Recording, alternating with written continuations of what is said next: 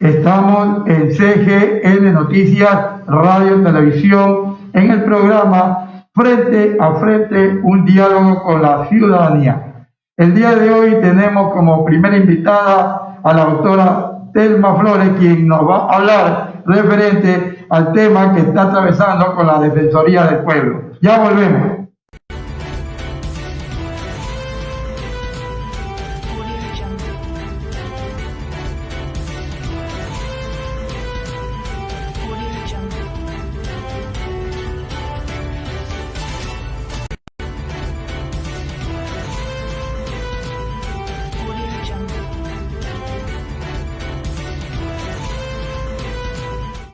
Estamos en el programa Frente a Frente, un diálogo con la ciudadanía. A mi lado se encuentra la doctora Telma Flores.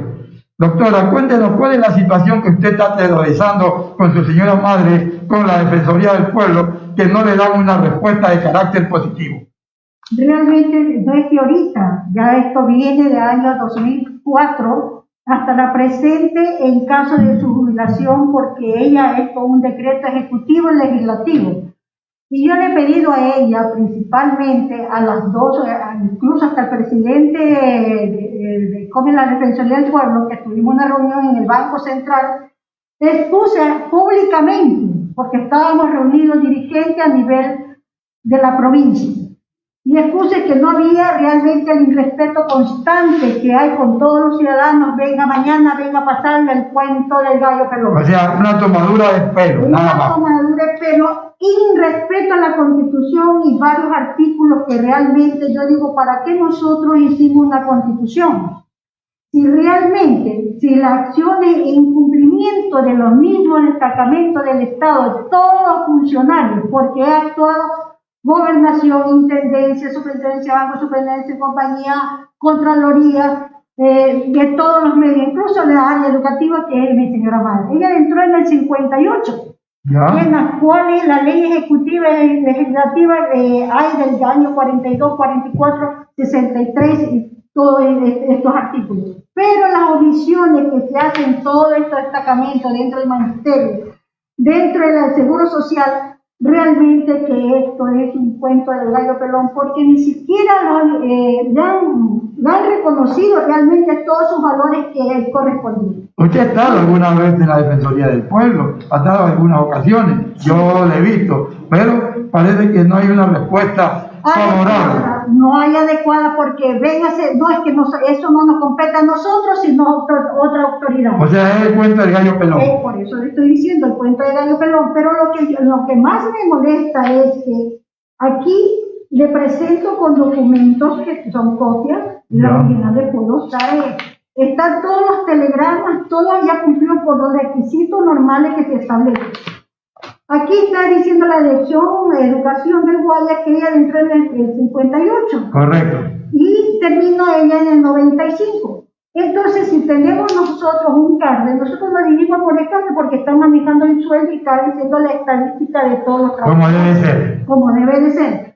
Hay unos acuerdos ministeriales que a mi madre no le han sido pagados totalmente todas sus remuneraciones. O sea, no se le ha pagado lo que le correspondía. No le han pagado lo que le correspondía, pero lo más triste de todo esto es que mi mami fue una de las pioneras en esta cuestión de alfabetización que hubo nacional. No todas las personas tienen eso, los profesores.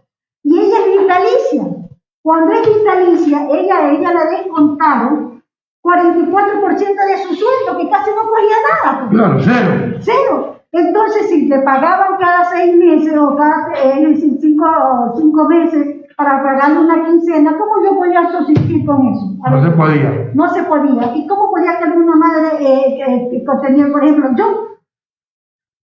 Públicamente le digo, yo soy una persona que realmente por mis propios derechos, porque el sueldo que ganaba mi señora madre no le alcanzaba. Y yo fui criada con sus familias, es decir, sus hermanas, con 4 cambiatas de cada año, una, para poder acabar mis estudios y las aportaciones. El Estado me debe a mí y voy a demandar al Estado por los malos administradores públicos que no saben ni a dónde están parados y ellos se creen que tienen de coger tras que nosotros le damos un sueldo con el pago que nosotros le damos por el consumo de la cola, el transporte y todo. Y no es justo que a ella le descontaran el 44%, y esto le digo, los años que realmente del 44 una ley de decreto ejecutivo legislativo, al decir vitalicia A y B, ¿qué estamos diciendo?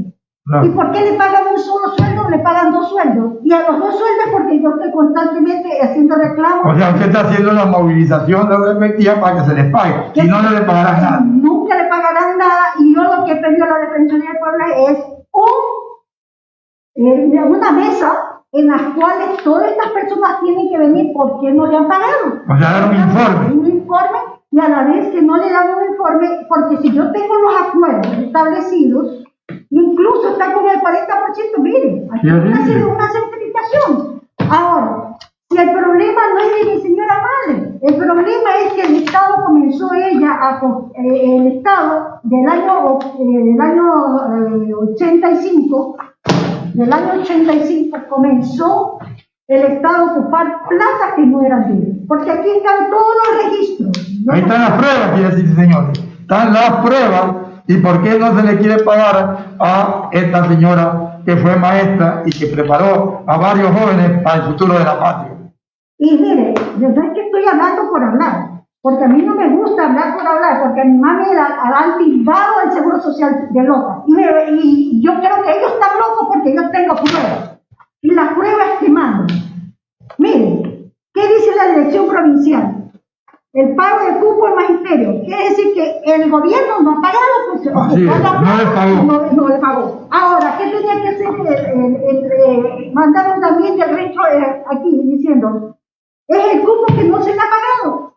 Pero el cupo, ¿qué significa? Son 7 sueldos, pues. Claro. O sea, le han estafado. Le han estafado por si le han descontado el 44% y ella no ha recibido nunca en su jubilación.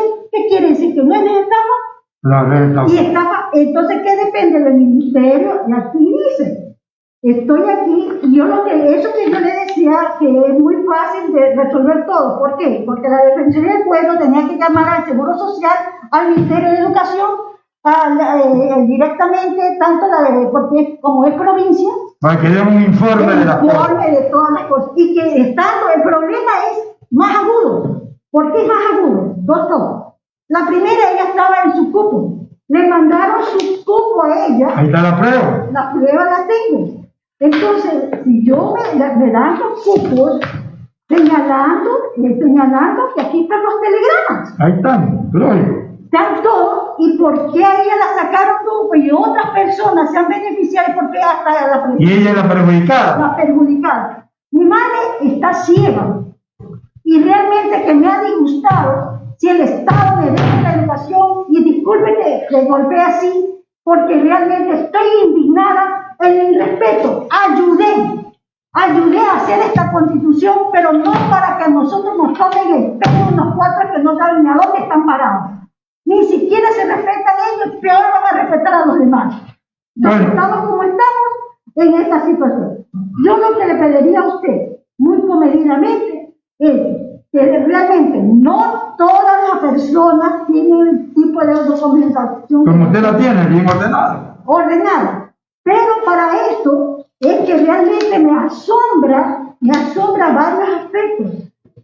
Quiere decir que no ha estado funcionando la Defensoría del Pueblo. ¿De qué año? Yo le estoy enseñando con pruebas. Yo no estoy hablando. Así es. La época de quién. 2 de junio del 2004. Y hasta la presente que se ha vuelto a hablar y no han hecho nada. Yo lo que le digo es que entonces los abogados no saben leer, no saben interpretar. ¿O no saben de derecho? No saben de derecho, porque si estamos manejando una constitución, ¿a dónde estamos? Entonces, no es por loca, digo, mañana pasado me vayan a matar eso del seguro o del gobierno mismo. Entonces, ¿esto qué quiere decir? Que nunca ha habido realmente una organización y que el Estado ha engañado. Me siento yo perjudicada. ¿Por qué? Por 2 razones. A mi mamá me la dejaron fuera de herencia por ser profesora. Una. Y yo tener que estar cada año cambiando y ser mi carácter como lo tengo, porque yo no creo en nada. Si yo no trabajo, yo no como.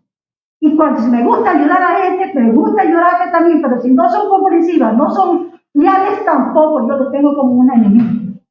Pero esto que yo he ayudado realmente a Rafael Correa a nivel nacional como dirigente de Mejor versus Mejor. ¿Qué es Mejor? Mujer ecuatoriana, joven, organizada, rural, en las cuales he dado mi capacitación para todo lo que es orgánico, las contaminaciones del agua que tenemos. Y realmente, cualquier cosa, pues sí me gustaría que la llamaran a esto de defensoría, tanto a nivel de vicepresidenta que tenemos aquí en el Guaya, y también a ICAS. Bueno, ¿y ustedes qué otra medida puede tomar, viendo que hasta estos momentos no ha tenido ninguna respuesta favorable, porque verdaderamente le han estado tomando el pelo? Claro, y es que ahí da dos acciones más, porque tanto he estado ahí en la corte, mire, he contratado 10 abogados y todos se han vendido. Sí. Todos se han vendido, y de favor es en contra. Han dejado pasar y a uno se tomó la gran honesta que lo han nombrado hasta juez de remate. Entonces, ¿de qué confiabilidad hablamos? Tenemos que hablar ahora de qué respeto. He tenido que estar estudiando esto, si realmente que esto no es mi competencia, pero por el caso de mi señora madre, ella está ciega, no podía caminar porque le dio el derrame. Gracias a los remedios que elaboro, puedo caminar y estoy tratando porque ella, como tiene el azúcar y esto le ha causado el problema por daño y perjuicio, tiene que estar ahí. Entonces, si el Estado no se va a hacer responsable, tiene que hacerse los administradores públicos que han causado este tipo de problemas. Y yo creo que en la parte administrativa tenemos que ver todo esto porque la Constitución ha sido. Estuvimos con la doctora Telma Flores y esperemos que se resuelva este problema. Estaremos vigilantes para que se llegue a cumplir la acción respectiva. Ya volvemos.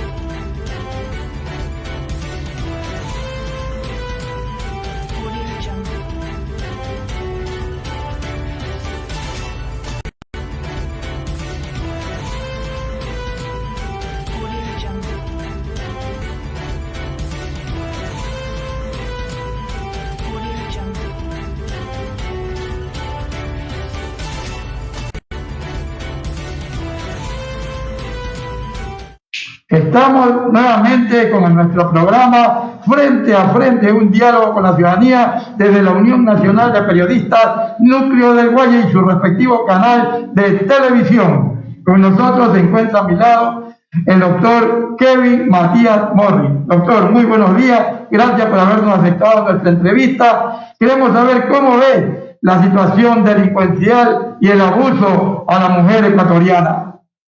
Muy buenos días, muchas gracias por la invitación, licenciado García. Para mí siempre un gusto participar en estos espacios y más que nada poder aportar de alguna forma a mi país en lo que respecta a aspectos fenomenológicos de la criminología vinculada al crimen en general. Bueno, uno de los temas en los que yo me he especializado en mi maestría en ciberdelincuencia es en la violencia intrafamiliar. Qué bien. Y un tema que lo he llevado a la práctica, porque como abogado desde que me gradué de la universidad me he dedicado específicamente al derecho de familia, no solamente vinculado al aspecto patrimonial, sino también al abogado penal. Entonces, he manejado temas tanto de divorcios, alimentos, como temas de violencia intrafamiliar. Y ha habido un gran aumento en las mediciones oficiales. ¿Cuál es ese aumento, abogado? Significativamente, hasta el año 2019, que fueron las últimas cifras de la INEC, había aumentado un porcentaje de violencia total nacional dentro del ámbito familiar en un 74.9% en comparación de la última muestra en el año 2011. Algo de más del 50%, significatísimo.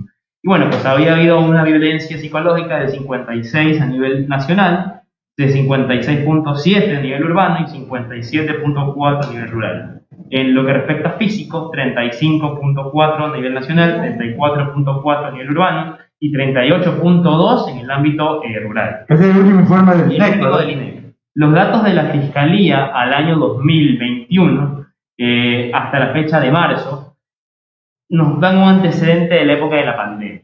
Y en la pandemia hubo un incremento a nivel macro, es decir, mundial, del 200 al 300% de la violencia intrafamiliar. Por todo el parate económico, la gente estuvo más tiempo en casa, y a lo mejor matrimonios o parejas que no se aguantaban, pero se un poco, se dieron más. Y empezó un poco más. Hubo enfrentamiento entre marido y mujer. Y bueno, pues básicamente en comparación al mes de mayo del 2019, hubo un aumento de cifras oficiales de más o menos un 37%, solamente entre marzo a mayo del año pasado. Fueron los meses de parate por todo esto de las medidas efectivas. ¿Qué nos dice esto? Bueno, tenemos un problema social muy grave que solamente le hemos dado al tapete. Tenemos tipos penales, sí, tenemos el femicidio, tenemos... Hay bastante femicidio, ¿no, doctor? Sí, tenemos, a lo que me refiero con tipos penales es que el Código Penal castiga estos comportamientos. Hay femicidio, hay violencia familiar, hay de todo un poco.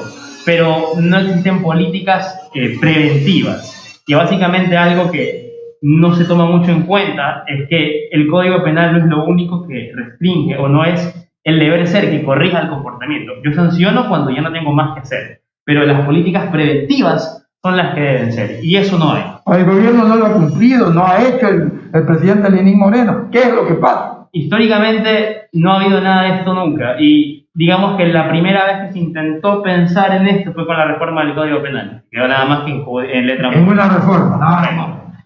Se habló de algunas nociones, de algunos principios, de todo el sistema de desvictimizante y de rehabilitación social, pero no existe como tal un proceso o un mecanismo bien implementado que tenga un acompañamiento desvictimizante en lo que respecta a cualquier tipo de víctimas en un proceso. Y bueno, pues, ¿qué nos dice esto? Tenemos cifras oficiales tantas, pero cifras negras amplias como siempre. O sea, las negras son las más grandes. No, las negras son las que no se conocen oficialmente porque nunca llegan a denuncia, no llegan a procesos. Están ahí nomás. Son los que quedan en la impunidad. Correcto. Incluso las cifras oficiales no todas se judicializan. Un porcentaje del 40% llegan a judicializarse. Y de estos, un 20% llegan a condena o a sentencia de absolución. O sea, es un tema bien complicado porque yo puedo denunciar y si no tengo el interés por ahí, a lo mejor el tema queda detenido y no avanza. Queda muerto. Hay una cosa, doctor. ¿Y por qué hay tanta delincuencia en nuestro país? Hay tantos asaltos, tantos robos. ¿Qué es lo que pasa? Ese es un tema que va de la mano con lo anterior. Básicamente, hablemos de datos. ¿Ya? Lamentablemente, el último estudio que se hizo a nivel nacional sobre la delincuencia en general fue en el año 2011. No hay datos oficiales sobre esto, pero en el 2011 había un 29,90 de una muestra de 2 millones de personas en esa época, ¿Ya? de personas que no confiaban en el sistema judicial. Al 2011, imagínense, ahora que ha incrementado la población, eso tiene que ser superior todavía. Un 18,54 de estos 2 millones no confiaban en la policía. Nunca. El 13,61 no denunciaban o algo por falta de tiempo. El 12,37 no le daban importancia al delito. El 9,36 no denunciaban por miedos a las represalias. El 7,2 no denunciaban por falta de interés o de seguro, ya pasó ya. Pero déjalo ahí. Todavía sigue, exacto. El 5,82 desconocía el procedimiento. Y bueno, el 3,18 por otros motivos. Pero esto es gravísimo. Esto en el 2011. En el 2011. ¿Cómo será Estamos ahorita? hoy en el 2021, 10 años atrás. Y respecto del delito, en esta muestra de 2 millones de personas, el 84,46% habían sido víctimas de robo. Imagínense, es mucho más de 1,5 millones. Claro, así es. El 24,43% habían sido víctimas de robos en vivienda. De 2 millones más o menos han de haber sido cerca de 500.000. ¿Ya? El 18,48% robos parciales de automotores, que le roban el retrovisor, la lo de carro. como es. El 48,91%, casi 1 millón, habían sido víctimas de secuestro. El 36,46% habían sido víctimas de heridas o lesiones. El 23,51% habían recibido intimidaciones o amenazas contra su vida. Y el 15,18% habían sufrido cualquier tipo de robo distinto de automotores. Y por último, el 15,24% habían sido estafados. Esta cifra se ha triplicado hoy en día por el avance de las cibertecnologías. En la pandemia, con lo que le había comentado, hubo un incremento de cerca del 200 al 300% a nivel macro del fraude cibernético. Esto yo iba a decir, hay bastante fraude a través de las redes sociales.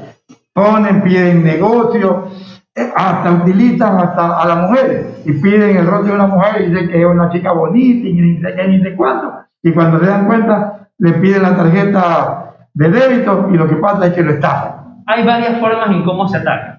Y bueno, algo que hay que tomar en cuenta es que el ciberdelincuente usa muchísimo psicología social. Estudia previamente a la posible víctima para saber cómo hacerlas caer. Y hay varios tipos de cibercrímenes, desde los económicos hasta los sociales, nosotros tenemos los sexuales. Vamos a poner solamente estos dos de acá. El económico puede verse desde un mensaje de Facebook en el que le piden el típico del año pasado: vengo de viaje y no me dan las maletas, me pueden hacer un depósito de tanto. Así, ya O el pasado. famoso phishing. Le mandan un correo electrónico o lo llaman por teléfono para pedirle actualización de datos. O usted entra a la página web del Banco Pacífico, por ejemplo. ¿Ya? Y de repente usted ve que la página es igualita a como usted la recordaba antes. Pero no se diga que no tiene candado. Esa es una página clonada. Usted pone sus datos de su cuenta y automáticamente le ahorra sus claves. Y le pueden robar. ¿Y qué pasa con el ciberfraude? Normalmente a nivel mundial los robos cibernéticos son de centavos o de pocos dólares. Hay casos en los que se roban 500, 1000, 2000, 3000 dólares. Pero el ciberdelincuente normalmente roba poca cuantía. ¿Por qué? Porque así usted no se da cuenta que ha sido victimizado. Entonces no denuncien. Y hay un incremento de las cifras negras de una forma latente. Entonces, la falta de denuncias por desconocimiento o por desinterés de la poca cuantía mantiene una garantía de seguridad al ciberdelincuente. Entonces él se siente seguro porque, bueno, uno no me va a reconocer por el anonimato que me da el ciberespacio, y dos, si le robo poquito, él no me va a denunciar y no me va a encontrar.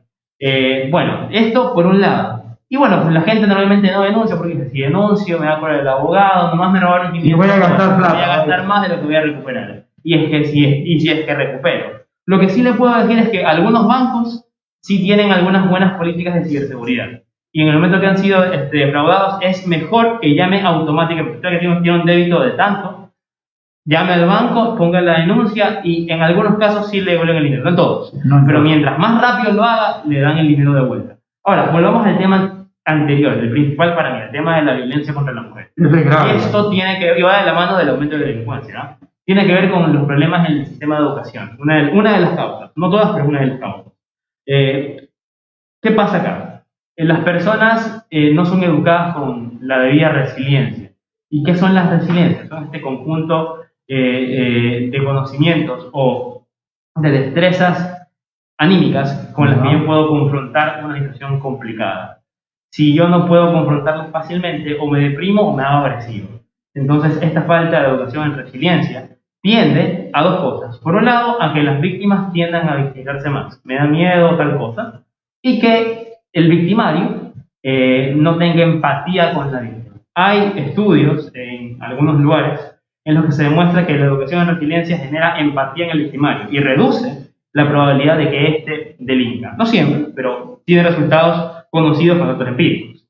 Entonces, si es que no tenemos un sistema educativo correcto en el que se eduque con ética y con resiliencia, vamos a tener problemas globales en todo lo demás. Doctor, le agradecemos y lo dejamos con las palabras finales y esperamos tenerlo una próxima oportunidad nuevamente para tratar estos temas de gran envergadura. Un gusto para mí estar en este programa, licenciado García, y nosotros quedamos siempre a las órdenes en el estudio jurídico MMF Legal & Consulting, ubicado en el Emporium piso 8 del Puerto Santana. Ya volvemos.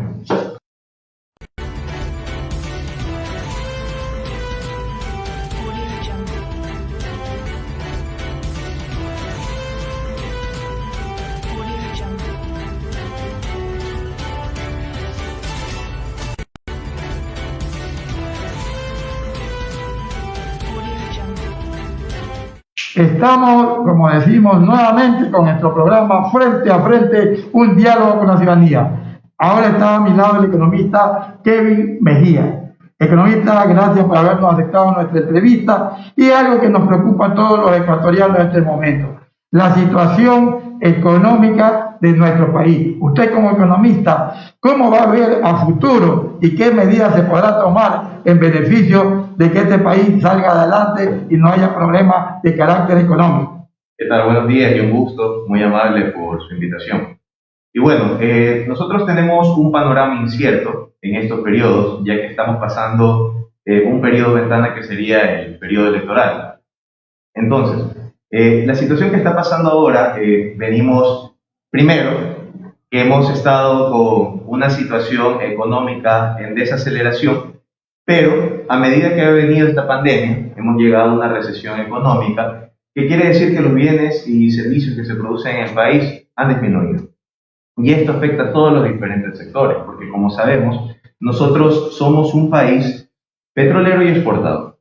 Y dentro de nosotros, dentro del país mismo, nosotros nos dedicamos a lo que es el comercio en sí, más que a la parte productiva. Entonces, al momento de que nos cae el problema del virus del COVID, hace que nuestro país entremos en un encierro, cuarentena obligatoria, porque no sabemos cómo se va a pasar. Exactamente. Entonces, nuestra capacidad hospitalaria llegó a un tope. Y eso hizo que la economía entre en una recesión, haciendo que diferentes sectores económicos lleguen a tener que cerrarse, haciendo que afecten a nuestro mercado laboral en sí. Y el cual va a afectar a nuestra seguridad social, que tenemos hay unas proyecciones, las cuales no se puede emitirlas en sí, porque las mismas instituciones públicas no muestran los datos verdaderos.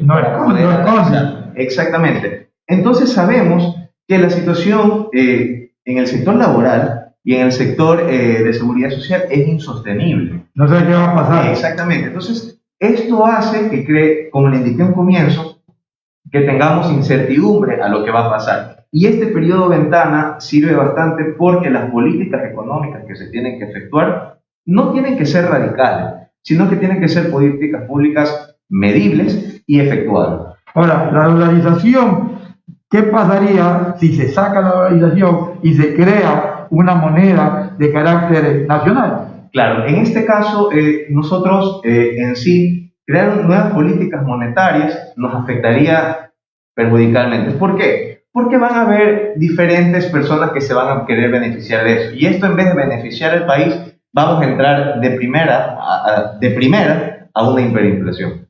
Entonces, lo cual sí, y llega con lo que no me gusta decir esta palabra, pero sí estaríamos en comparación a otros países que están ahorita, como usted puede ver, una situación económica muy terrible, la cual no permite que, a pesar de tener riquezas, puedan salir de ese estancamiento. O sea que usted plantea que es preferentemente quedarse con la dolarización para que este país pueda salir adelante. Porque si no, podría pasar lo que pasa en otras partes del mundo. Exactamente. Nosotros tenemos que seguir con nuestra moneda establecida y, como le indicaba al principio, simplemente seguir con políticas públicas medibles y que se puedan ejecutar. Y uno de esos, ¿y por qué voy a esto? Volvamos al mercado laboral. Y eso es lo que le indicaba, lo de las cifras, que no muestran la realidad que está pasando.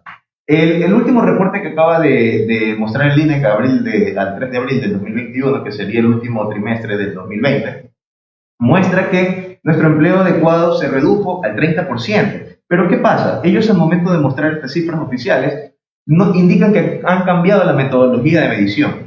Esto quiere decir a la población o a la muestra que ellos miden. Y esto hace que uno no pueda comparar el periodo actual con el periodo anterior. O sea, no se puede hacer una Exactamente. Yo no puedo decir que el último reporte que me muestra el INE, que teníamos un empleo adecuado del 38%, ha bajado 8 puntos porcentuales al último reporte que ellos indican, porque no tienen la misma metodología. Entonces, en realidad, nosotros no sabemos qué está pasando en sí en el mercado laboral, y asimismo no vamos a saber en los diferentes sectores económicos cómo poder recuperar. Entonces, lo que piden la mayoría de los analistas económicos, lo que pedimos la mayoría de los analistas económicos es que se muestren cifras para poder hacer mediciones y con eso implementar políticas públicas que beneficien en sí al país.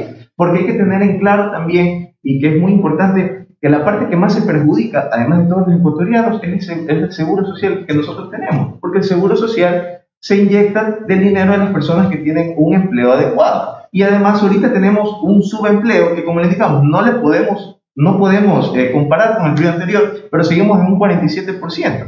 Entonces, eso hace que no tengamos una estabilidad económica en sí estable para poder nosotros seguir avanzar como país. Es debido también a que el gobierno que ya sale, que es el presidente Lenín Moreno, ha votado a gran cantidad de trabajadores en la empresa pública y también en el sector privado, también han mandado a la calle. Entonces ya no hay plata en el seguro social para poder mantener a toda esta gente. Exactamente, y esto se basa porque venimos de un modelo que en sí fue insostenible. ¿A qué me refiero insostenible? Que en el sector público se crearon demasiados puestos de trabajo sin medir que ese puesto de trabajo es necesario para esa actividad. O sea, pipo.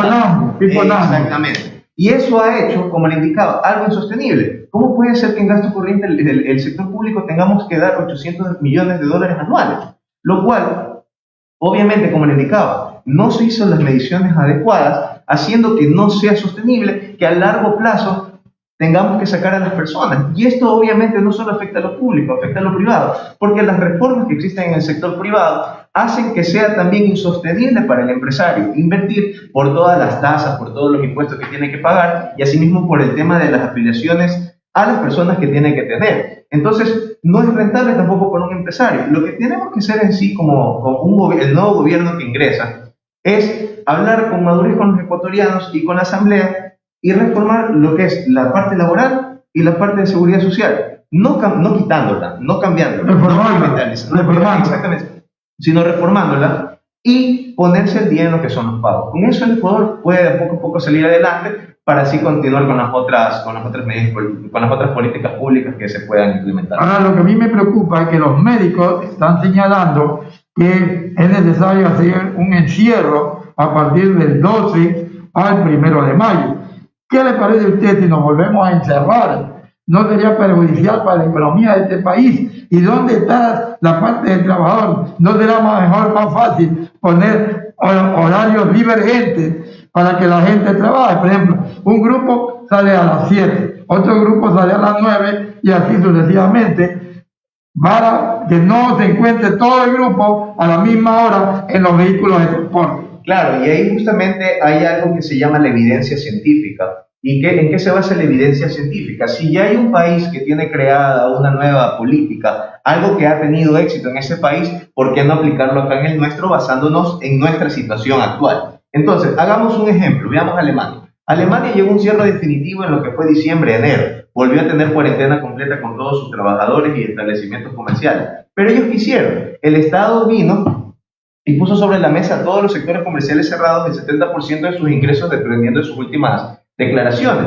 Y eso mantuvo que estos establecimientos sí estén cerrados porque las capacidades hospitalarias obviamente se encuentran ya al tope por el tema del COVID, pero hace que estas empresas no tengan que cerrar porque pueden pagar sus nóminas, pueden pagar sus gastos fijos, que incluye el arriendo, y asimismo pueden tener una estabilidad nuevamente cuando vuelvan a abrir. Pero ¿qué pasa en Ecuador? En Ecuador lo único que se hace es cerrar, pero no ver qué pueda pasar más allá. Entonces el Estado lo que tiene que hacer es ver cómo un nuevo cierre va a afectar a la parte trabajadora en sí. Porque seamos sinceros, estamos hablando con cifras de que 47% de la población tiene un subempleo. Entonces, ¿qué va a hacer esa gente que no tiene un sueldo básico, que no cumple las 8 horas de trabajo?